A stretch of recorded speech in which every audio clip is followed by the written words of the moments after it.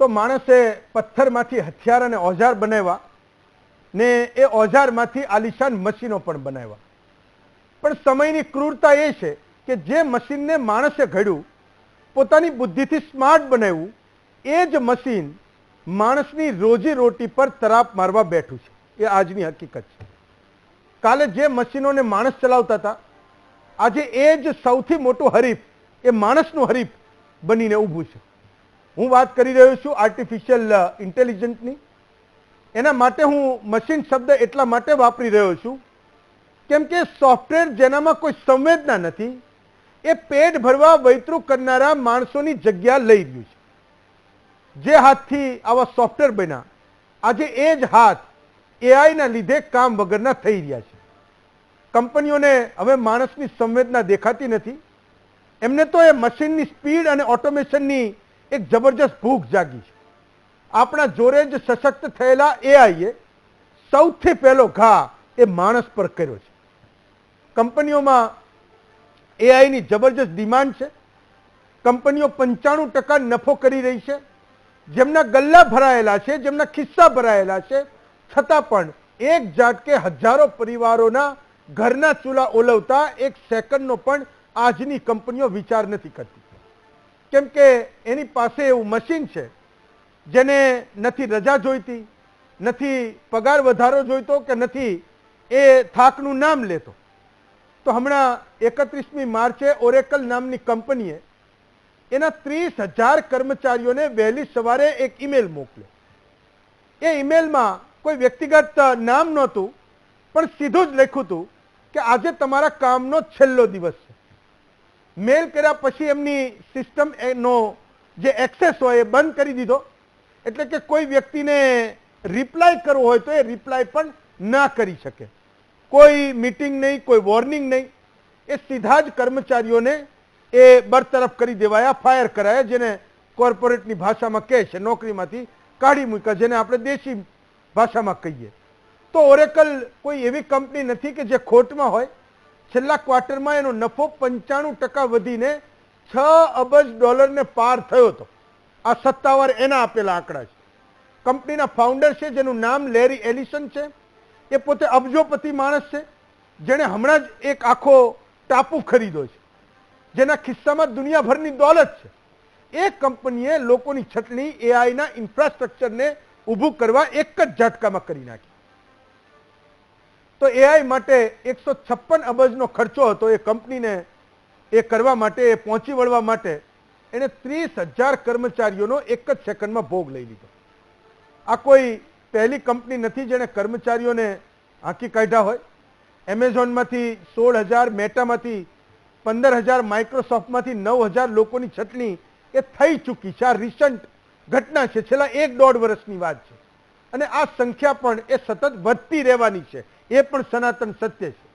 IBM, Google જેવી ઘણી કંપનીઓ પ્રોફિટમાં હોવા છતાં, નફો કરતી હોવા છતાં એ લોકોને હટાવીને એ મશીન પર પૈસા લગાવી રહી છે, એઆઈ પર રૂપિયા લગાવી રહી છે. કંપનીઓ પ્રોફિટ કમાય છે, શેર ધારકો અને એના ફાઉન્ડર્સ એ અમીર બની રહ્યા છે, પણ ખર્ચ ઘટાડવા એ લોકોને એ કાઢી મૂકે છે. એ પછી એ પૈસા એઆઈ, એના ક્લાઉડ અને ઓટોમેશનમાં લગાવી રહ્યા છે. આજના સમયની જરૂરિયાત તો એ પણ છે કે કંપની ચાલતી રહે, નવી ટેકનોલોજીનો આવિષ્કાર પણ થાય અને એની સ્વીકાર્યતા, એની એક્સેપ્ટેબિલિટી પણ વધતી જાય. પણ આ બધી વાતોની સાઈડ ઇફેક્ટ એ માણસની નોકરી જતી રહેવાની છે. 150 કરોડના દેશમાં એઆઈના ડામ ખંભાની કેટલી શક્તિ છે એ આજના એ સમયમાં આપણે જાણવાનું છે. તો સવાલ એ પણ છે કે શું એઆઈના કારણે માણસો કંપનીઓ માટે આઉટડેટેડ થવા લાગ્યા છે કે કેમ, અને એઆઈનો વધતો વ્યાપ નોકરીઓ માટે, નાના માણસ માટે કેટલો જોખમી છે. કેટલાક તમારા સવાલોના જવાબ મહામંથનમાં મેળવી.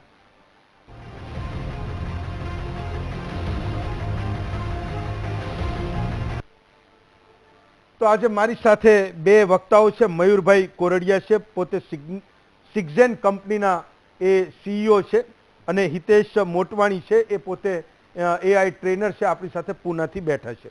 તો મયુરભાઈ, મને એક વાત મને એ સમજાવો, એક સીધી ને સાદી વાત સમજાવો કે એવું તો એણે શું કરી નાખ્યું કે એણે ગ્લોબલી 30,000 લોકોને એક જ સાથે એને ઉડાડવા પડે. એ એઆઈએ એવું શું કરી નાખ્યું?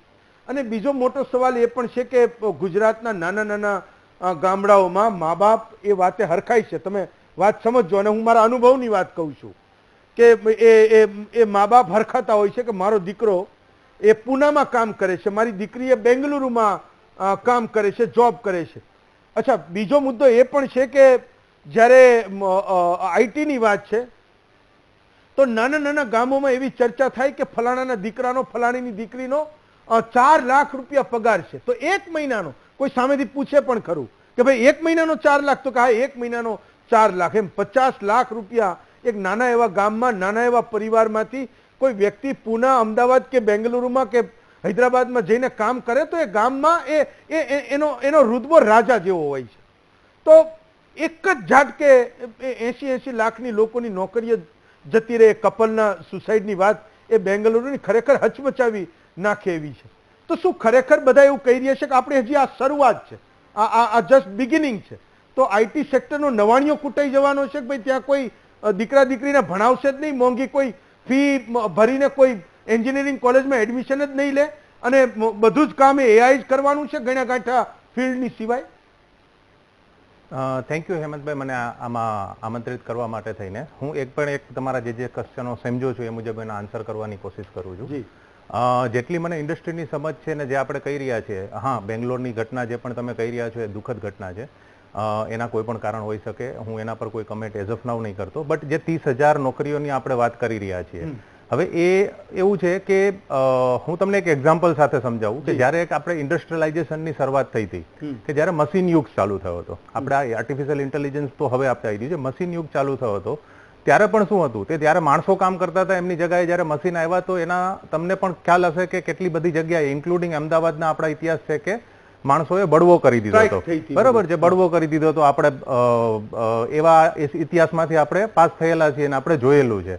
પણ એનો મતલબ એ નથી કે આજે એ બધા જે પણ માણસો જે તે સમયે કામ કરતા હતા અને જે ફેક્ટરીમાં કામ કરતા હતા, એક્ઝામ્પલ છે કે કપડાઓની મિલો હતી પહેલા, બરાબર છે, જેમાં મજદૂરોનું એટલે લેબર ઇન્ટેન્સિવ વર્ક્સ હતા બહુ જ, બરાબર છે. એમાંથી પહેલા મશીનો આવ્યા, બરાબર છે. એટલે એ મશીનો આવ્યા તો એનાથી શું થયું, એનાથી તમારી એફિશિયન્સી વધી. હા, એવું હતું કે થોડી બધી કોઈ લેવલની કોઈ જોબ ઓછી થઈ હશે તો એની સામે કંઈ ને કંઈ નવું આવ્યું છે. હવે એ જ મશીનો છે એ એડવાન્સ થયા અને પછી પાવર લૂમો આવી કે જે ઇલેક્ટ્રોનિક સાથે સંકળાયેલી છે, તમે બહારથી બેસીને એને કંટ્રોલ કરી શકો, એને પીએલસી સિસ્ટમ્સની સાથે જોડાયેલી હોય છે. તો એમાં અલગ લેવલની એક બીજી પાછી ઓપોર્ચ્યુનિટી પણ ઊભી થઈ હતી. હા, નો ડાઉટ એક અત્યારે જે પ્રશ્ન છે કે ભાઈ નોકરીઓ જઈ રહી છે એ પ્રશ્ન 100% છે. બટ એનો મતલબ એ નથી કે એઆઈ છે એ 100% નોકરીઓ ગાયબ કરી દેશે, ખાઈ જવાનું છે. નોકરીઓ નવી પણ જનરેટ કરશે. જેમ આજ મશીન આવ્યું હતું તો એમને નવી જનરેટ કરી હતી. હા, અત્યારે જે મોટામાં મોટી ચેલેન્જ મને જે દેખાઈ રહી છે એ છે આપણી એન્ટ્રી લેવલની જે પણ જોબો છે, જેમ કે જે આપણા ફ્રેશર્સ છે, જે આપણા નવયુવાનો છે, જે ભણીને બહાર આવે છે કોલેજમાંથી. અને આપણી એક હકીકત છે કે આપણા ભારત દેશની એક એ કહી શકાય કે એક આપણા માટે થઈને ન સારી હોય એવી એક વસ્તુ છે કે આપણા જે યુવાનો કોલેજમાંથી બહાર થઈને આવે છે એ એમ્પ્લોયેબલ હોતા નથી. હવે એના ઘણા રીઝન હોઈ શકે ન હોવાના, એ આપણું એજ્યુકેશન સિસ્ટમ છે કે કંઈ પણ વસ્તુ છે, બરાબર. પણ એ એમ્પ્લોયેબલ હોતા નથી કંપનીઓને, અને છતાં પણ એમની એક્સપેક્ટેશન્સ એવી હોય છે કે મને સીધું 5 લાખ કે 7 લાખ 10 લાખનું પેકેજ મળી જાય છે. વેરેઝ એ લોકોની સ્કિલ્સ જે છે એ બહુ બેઝિક હોય છે. હવે એમને શું કરવું જોઈએ? એમને ડરવાની જરૂરત નથી કે ભાઈ એઆઈ મને હવે જોબ જ નહીં અપાવે. એમના માટે ઓપોર્ચ્યુનિટી છે. આજે આપણે કેટલા એઆઈ ટ્રેનિંગના ઇન્સ્ટિટ્યૂટ્સ ખુલી ગયા છે, કેટલા મટીરિયલ અવેલેબલ છે, ઓનલાઈન કેટલી વસ્તુ અવેલેબલ છે. તો તમે તમારા સ્કિલને અપસ્કિલ કરો, તમે એ વસ્તુને એમ્બર્સ કરો ઇન્સ્ટેડ કે તમે એનો ઓપોઝ કરો. કેમ કે જે વસ્તુ આવવાની છે, જે આવી રહ્યું છે, ઓલરેડી આવી ચૂક્યું છે, એ ઓલરેડી હકીકત છે. તમારે હકીકતને માનવાની છે, અને જે માનેલી હકીકત છે એને તમે સ્વીકાર કરો. સ્વીકાર કરી અને તમે એને તમારા હથિયાર તરીકે યુઝ કરો. તમે કેમ શીખીને જઈ નથી શકતા કે ભાઈ હું એ તમારું જે એન્ટ્રી લેવલની જોબ હતી એને બદલે હું તમને સીધું મિડ લેવલનું ટેલેન્ટ આપું છું. હવે આજ અમારી આઈટી સેક્ટરમાં કેવું હોય છે કે જ્યારે એન્ટ્રી લેવલનું જોબ હોય ને તે લોકોનું કામ કેવું હોય કે બહુ એન્ટ્રી લેવલના કામ, જેને અમે ટીડીએસ જોબ કહીએ છીએ, રિપીટિંગ વર્ક હોય છે, જે બધા એવા કામ કરતા હોય છે ને એમના પછી એક લેવલ આવે મિડ લેવલનું કે જે લોકો એમના કામને ઓબ્ઝર્વ કરે, ક્લીન કરે, મેનેજ કરે, અને ત્યાં પછી એક જે છે ટોપ લેવલનું હોય છે, બરોબર છે. હવે અને અમે બે સેક્ટરમાં કરીએ. એક ટેક્ટિકલ વર્ક હોય છે કે જે ટોપ લેવલ કરતું હોય છે, ને એક લોજિસ્ટિક વર્ક હોય છે જે બે પાર્ટમાં વિચાયેલું હોય છે. જે લોજિસ્ટિક પાર્ટ છે એ હાઈલી અત્યારે એઝ ઓફ નાવ એઆઈ છે એને રિપ્લેસ કરી રહ્યું છે. પણ ધેટ ડઝન્ટ મીન કે એ તમારી માટે થઈને જોબ ખાઈ જશે. તમે એવું લાવો કે એ એઆઈ નો યુઝ કરીને તમે એમના માટે કંઈક પ્રોડક્ટિવિટી લાવી શકો. હવે હું બીજો એક વસ્તુ કહું છું, જે આપણે કહેતા હતા એમાં કે ભાઈ એઆઈ છે એ માણસે જ બનાવ્યું છે અને માણસને પણ માણસે જયારે બનાવ્યું, હું તમને એમ કહું છું આજથી આઈટીની સેક્ટરની અંદર એક જ કેરિયર હતું કે જે રાજ કરતું હતું અને હતું એન્જિનિયરિંગ. બરોબર છે. હું પોતે એન્જિનિયર નથી બેઝ ઓફ નાઉ. બરોબર છે. હું એક કંપનીને મેનેજ કરું છું. હું પોતે એમબીએ છું. મારી કંપનીમાં મારા સાથે મારી પાર્ટનર છે જે સીટીઓ છે, જે ટેકનિકલ જોવે છે.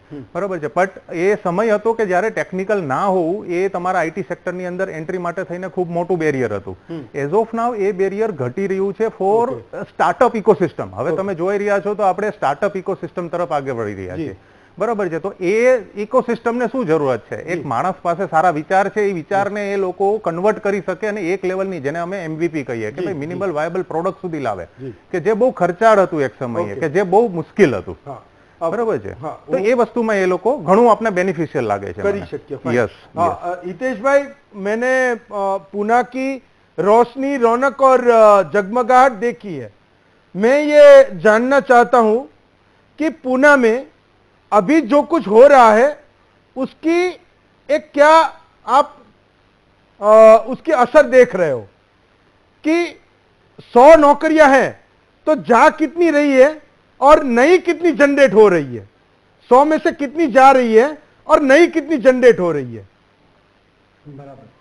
तो हेमंत भाई, सबसे पहले तो आपका जो टॉपिक है बहुत ही रेलेवेंट है आज की तारीख में जी, कि जिन लोगों ने एआई बनाया आज उन्हीं की नौकरी जा रही है. पर आपको समझना ये है कि नौकरी जा क्यों रही है पहली बार, और कंपनीज इन लोगों को फायर क्यों कर रही है अचानक. तो आज क्या होता है कि आज का दौर ऐसा है कि आपको दौर के साथ चलना है.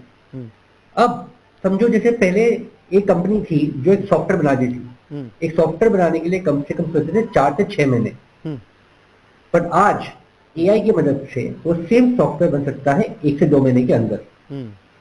तो जो एम्प्लॉइज रेजिस्ट करते हैं इस चीज को कि मैं एआई के साथ काम नहीं करूंगा, कि मुझे एआई बराबर नहीं आता है, आज सबसे ज्यादा अफेक्ट वही हो रहे हैं. आप देखोगे तो अच्छे टैलेंट, जो अच्छा टैलेंट पूल होता है उसकी जरूरत सबको है. ऐसा नहीं कि प्रोजेक्ट्स नहीं आ रहे हैं. आज ओरेकल ने भी एक डील जीता था ओपन एआई से जो कि कुछ $1 बिलियन का था. और आपने देखा होगा कि कल सुबह जो ईमेल आया इंडिया में जॉब गई, वो तकरीबन 12,000 जॉब गई है इंडिया में, खास करके ओरेकल की. ग्लोबली 30,000 है, इंडिया में 12,000 है. अब सवाल उठते कि जॉब जा क्यों रहे हैं ये. एक तो ये ऑटोमेशन हो रहा है, पर दूसरी चीज ये भी है कि जो एम्प्लॉयज जा रहे हैं they are not upskilling with time. और जो टाइम पर नहीं चलेंगे कंपनी को वो लोग चाहिए ही नहीं. बिकॉज आज उनके ऊपर भी प्रेशर है. वो भी चाहते हैं, उनके क्लाइंट बोल रहे हैं कि आप 6 महीना मत लगाओ, आप ये काम मुझे 1 या 2 या 3 महीने करके दो.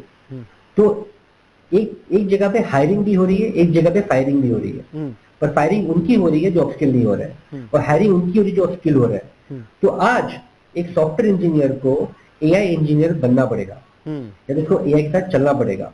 और ये नॉन नेगोशिएबल है. जैसे आज एक एम्प्लॉय को कंप्यूटर आना चाहिए, उसको एक बिजनेस होना चाहिए, इसी तरीके से एक सॉफ्टवेयर डेवलपमेंट इंडस्ट्री में उसको एआई टूल्स चलाने आने चाहिए. और ये बेसिक एक्सपेक्टेशन सारी कंपनी की होगी आगे जाके. पर सर एक बड़ा सवाल तो ये भी है, आपने कहा कि वो अपस्किल नहीं हो रहे हैं. मान लो मैं वो 18,000 छोड़ भी दूं जो अमेरिका या अदर कंट्रीज में ओरेकल ने निकाले हैं, पर क्या वो 12,000 लोग अपस्किल ही नहीं हुए होंगे कि एक साथ 12,000 एक बहुत बड़ा वो होता है. बहुत बड़े बात, करेक्ट. और देखो क्या होता है कि कंपनी से समझना भी चाहिए ये, एक तो ये जिम्मेदारी कंपनी की बनती है कि वो अपने एम्प्लॉय को अपस्किल करे. पहली चीज तो ये है. दूसरी मैं भी मानता हूँ कि कुछ हद तक ये प्रॉफिटेबिलिटी के लिए भी किया जा रहा है. बिकॉज ऑब्वियसली अब देखा होगा जैसे ये लोग फायर हुए, ओरेकल के शेयर अचानक 2% बढ़ गए मार्केट के अंदर. राइट. इसका मतलब इन्वेस्टर्स भी चाहते हैं, इन्वेस्टर्स को भी ये अनफॉर्चुनेटली अच्छा लग रहा है उनको भी. It is looking like positive signal, but I think it's wrong. क्या हो रहा है कि लोग ये नहीं समझ रहे हैं कि we are a part of a consumption cycle. आज दुनिया भर में जो इंजीनियर्स की जॉब जा रही है अल्टीमेटली वही तो हमारी कंज्यूमर भी तो है. अगर उनकी जॉब जाएगी, how will they look at there EMIs. True. वो अपनी घरदारी कैसे करेंगे. ट्रू. और तो और जैसे जॉब जाएगी they will stop using consumption. वो चीजें खरीदना बंद कर देंगे, रेस्टोरेंट जाना बंद कर देंगे. तो unfortunately this is a vicious cycle. हाँ शॉर्ट टर्म में कंपनी को ये सही लग रहा है, बट लॉन्ग रन में इसके इफेक्ट बहुत ही खराब होने वाले हैं। ओके तो मेरी दरख्वास्त सर ये होगी कि कंपनीज को भी इक्वली जागरूक होना चाहिए कि सिर्फ निकालने के लिए मत निकालो, आप उसकी कोशिश तो कीजिए कम से कम, और फिर देखिएगा कि क्या होने वाला है। ओके છેલ્લો સવાલ મયુરભાઈ, એક ટૂંકમાં સમજાવો કે આફ્ટર ઓલ અમદાવાદ જેવા શહેરો કે જ્યાં આ છેલ્લા 5 વર્ષોમાં વર્ક ફ્રોમ હોમ કરતા ઘણા બધા લોકોને જોયા તો ખબર પડી કે આઈટી સેક્ટરમાં કામ કરી રહ્યા છે, તો એક બહુ જ મોટી એક ઇકોસિસ્ટમ આ કામ કરનારા લોકોની હું અમદાવાદમાં પણ જોઈ રહ્યો છું. ટ્રેડિશનલ નોકરીમાં જે લોકોને અમદાવાદમાં 40-45 હજાર રૂપિયા પગાર મળે એવા લોકો અહીંયા 1.5 લાખ 2 લાખ રૂપિયા પગાર લઈ રહ્યા છે. મેં કીધું એમ કે ખૂબ નાના નાના ટાઉન્સમાંથી આવીને લોકો એ અમદાવાદમાં એ એના ફ્યુચરને જોઈ રહ્યા છે, જે અહીંયા ઘર ખરીદે છે. મોટવાણી સાહેબે કીધું કે એના હપ્તા ભરે છે, એમના બચ્ચાઓની સારી સારી સ્કૂલો શોધે છે, એ કોઈ સારી ગાડી ખરીદે છે, તો એણે એની એક દુનિયા બનાવી લીધી છે. શું આપણે લોકો આ બધા ઝટકાને ખંભા માટે આપણું શહેર એ રેડી છે કે કેમ? આ એક ક્રુશિયલ સવાલ છે કે આપણું શહેર કે પછી આપણા જે કર્મચારીઓ છે એ આને સહન કરવા માટે થઈને રેડી છે કે નહીં. હવે જેમ મોટવાણી સાહેબ કહેતા હતા એમ બરોબર છે કે એ કંપનીની પણ જવાબદારી છે. જેમ કે હું એક કંપનીને અત્યારે હેડ કરું છું તો મારી જવાબદારી પણ છે કે હું મારા એમ્પ્લોયરોને એ કહું કે ભાઈ જે સમય સાથે બદલાઈ રહ્યો છે તો એ સમયની સાથે પોતાના સ્કિલને પણ અપસ્કિલ કરે, નવા નવા ટેકનોલોજીને એનબાસ કરે, એને યુઝ કરે, એને શીખે અને એ કંપની માટે બેનિફિશિયલ થશે. આજે કોઈ કંપની કોઈ એમ્પ્લોયને ત્યાં સુધી ના કાઢે જ્યાં સુધી એ એમ્પ્લોય એના માટે થઈને ફાયદારૂપ હોય છે. જ્યારે એ ફાયદારૂપ ના રહીએ ત્યારે એક કંપની પોતે, કેમ કે એ એક સંસ્થા છે, એ પોતે ચાલતી પ્રોફિટેબિલિટી માટે થઈને ચાલતી સંસ્થા છે, તો એ પોતાનું હંમેશા એ વસ્તુ પહેલા જ્યારે પણ આવશે ત્યારે પોતાનો એ હિત વિચારશે. ઓફકોર્સ એમનો પણ એ છે કે ભાઈ એમ્પ્લોય તરફનું પેલું કરવું જોઈએ, અને હું 100% અગ્રી કરું છું સાહેબ સાથે કે એ આપણે કરવું જ જોઈએ. અને તમે જે કહ્યું કે જેમ અત્યારે આ માટે થઈને તૈયાર છે કે નહીં, તો એ સવાલ એકચ્યુઅલી કંપનીઓથી વધારે આપણે એમ્પ્લોય માટેનો છે મારા અંદાજે, કે જે લોકોએ પોતાના માઇન્ડસેટ બદલવા પડશે. બરાબર છે, માઇન્ડસેટ બદલીને આ જે નવી ટેકનોલોજી છે એને એ લોકોએ સ્વીકારવી પડશે. સ્વીકારવી જ નહીં, એમને એને શીખવી પણ પડશે. આજે એક સમય હતો કે ત્યારે અમારા સમયમાં અમારે એક્ઝામ્પલ છે કે મારે કઈ વસ્તુ મને યાદ કરવી છે કે મેં બુકમાં વાંચી હતી અને મારે ફરીથી રિફર કરવી છે તો મારે પેજો પલટવા પડતા હતા. હવે જમાનો કંટ્રોલ F નો આવી ગયો છે, સર્ચ કરો અને જોઈ લો. ઈઝી બરોબર છે, અને ખબર પડે કે આ ભાઈ તે તો નથી જ લખ્યું. યસ, અને તારી ક્ષમતા તો નથી. અને ના, એનાથી બેટર કે તમે ઈઝી છે, અવેલેબિલિટી ઓફ રિસોર્સિસ છે. મતલબ મારે કઈ નવું શીખવું છે અત્યારે તો હું યુટ્યુબ પર જઉં છું, ફ્રી નોલેજ કેટલું બધું અવેલેબલ છે. પેડ સેશન્સ એવા અવેલેબલ છે કે જે તમારા એક સમોસાના પ્રાઇસ ની અંદર તમને AI ના ક્લાસીસ કરાવી દે છે. બરોબર છે કે તમે 2-3 દિવસ સમોસા કે 2-3 દિવસનું એક દિવસનું તમારું હોટલનું ખાવાનું ના જાવ ને તમને 3 કલાક 5 કલાકના સારા એવા સેશન કરાવે કે જે તમારા સ્કિલને લાઈફ ટાઈમ ની અંદર તમને ક્યાંય પણ લઈ જઈ શકે, એક જગ્યાએથી બીજી જગ્યાએ લઈ જઈ શકે છે. તો એમને પણ વિચારવાની જરૂરત છે. મને એવું લાગે છે કે મે બી આપણી સિસ્ટમને આ બધી વસ્તુઓ સાથે કોપઅપ કરતા એ બહુ વાર લાગશે. આ 12,000માં ઘણા બધા ગુજરાતી પરિવારના દીકરા દીકરીઓ પણ છે જેમની નોકરી ગઈ છે ને એક સાથે એવડો મોટો લોટ આવ્યો જેની આપણે ચર્ચા કરી રહ્યા છીએ. ગૂગલ, ફેસબુક ને એની વાત તો હજી કરી નથી રહ્યા, જે છેલ્લા 1 વર્ષમાં બધું કરી ચૂકી છે. તો ઘણા બધા ઝટકા મને લાગે છે કે આગળ પણ આપણે સહન કરવાના છે. મયુરભાઈ અને હિતેશભાઈ બંનેનો ખૂબ ખૂબ આભાર માનું છું. આવતીકાલે આપના વધુ એક વિષય સાથે ફરી મળીશું. આજે રજા આપશો.